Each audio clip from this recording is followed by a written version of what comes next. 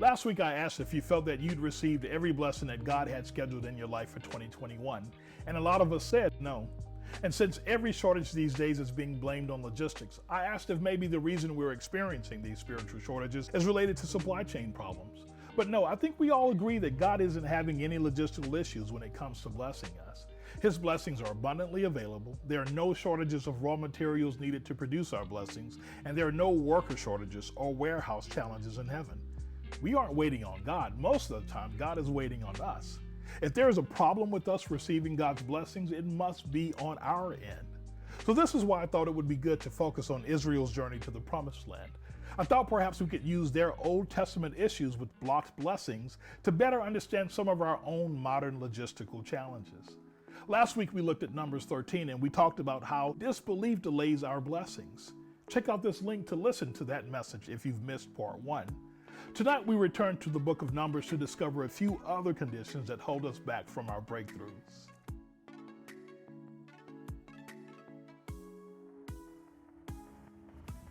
So as we continue our discussion, listen to what Numbers 14 says, beginning in verse 40. It says, "Early the next morning they set out for the highest point in the hill country, saying, 'Now we are ready to go up to the land the Lord promised. Surely we've sinned.'" Let's jump down to verse 44. It says, "Nevertheless, in their presumption, they went up toward the highest point to the hill country, though neither Moses nor the ark of the Lord's covenant moved from the camp. Then the Amalekites and the Canaanites who lived in that hill country came down and attacked them and beat them down all the way to Hormah." If you remember our last conversation, God had instructed Israel to invade Canaan, and they just basically refused. The next day, without consulting God or talking to Moses, they decided that they're going to go for it, and they get beat down. Why? Was it their fighting style, their weaponry, or their strategy? Was it a lack of training that kept them from being successful? No, it was their refusal to listen to God. And I don't think it's a surprise to any of us that disobedience disrupts our blessings, just like disbelief does. You know, we've come up with all of these fancy incantations and proclamations to get God to bless us. We've learned little prosperity jingles like "I declare and decree," and "I name it and claim it," and "I believe it, so I'll receive it."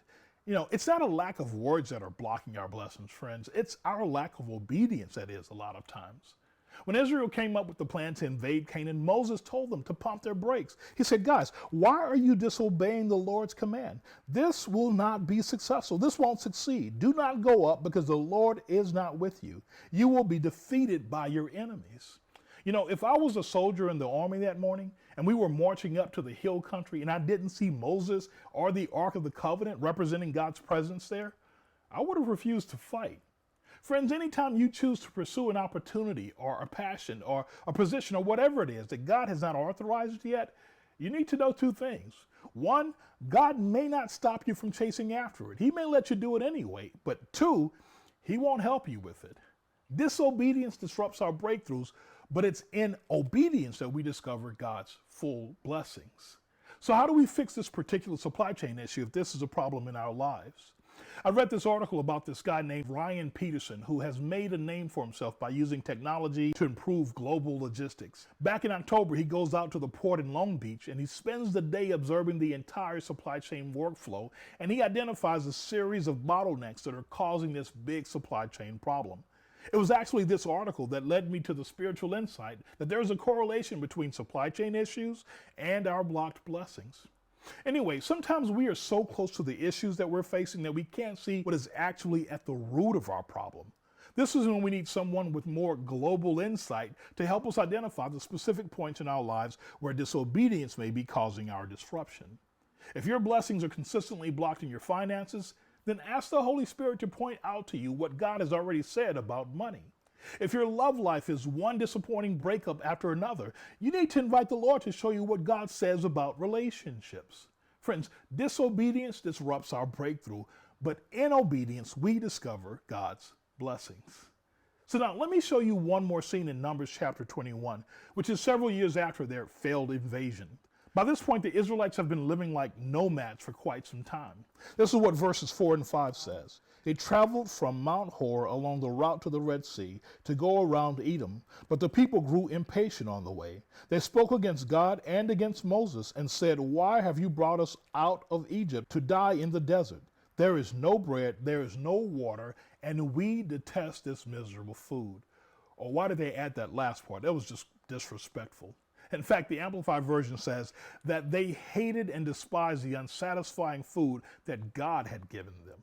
Friends, one of the easiest ways to block your future blessings is to show ingratitude to God concerning your present ones. Let me show you what that looks like.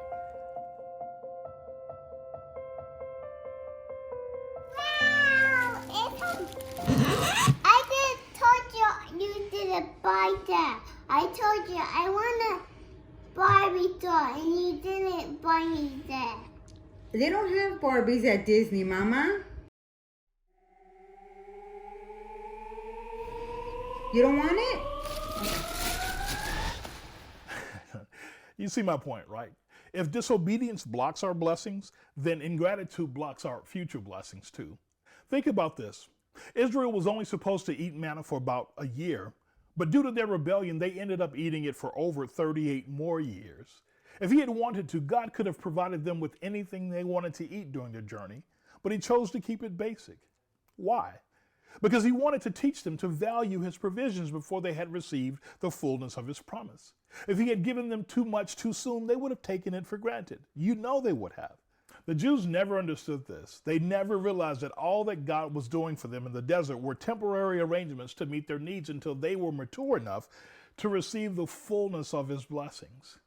God was saying to them, hey guys, one day I'm going to give you houses that you didn't build, but for now, I'm going to have you live in tents. One day I'm going to give you a land with produce bigger than and greater than you've ever seen, but for now, I'm just going to have you eat bread. I mean, really, take a moment to consider how God might be saying and doing something similar in our lives today. One day I'm going to give you victory over that stronghold, but for now, I'm going to give you the strength to resist today's temptation. One day I'm going to fix your marriage, but for now, I'm just going to work on you.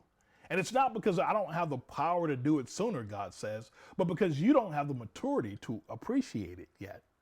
Instead of growing in their appreciation for God's provisions, Israel allowed a spirit of ingratitude to blind them to the blessings that he was truly releasing into their lives on a daily basis.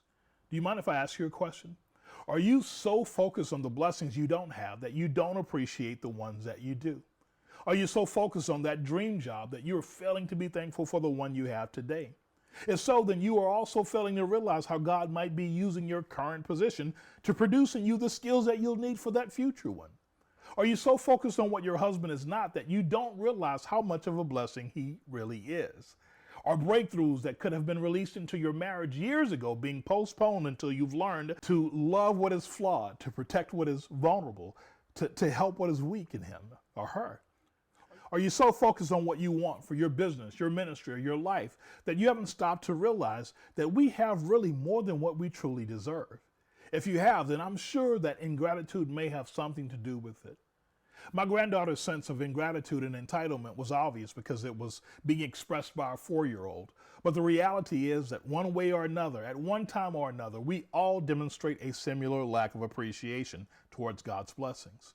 In those circumstances, we need to invite the Holy Spirit to point out those areas of our life where this is true. So let me wrap up with some good news and some bad news.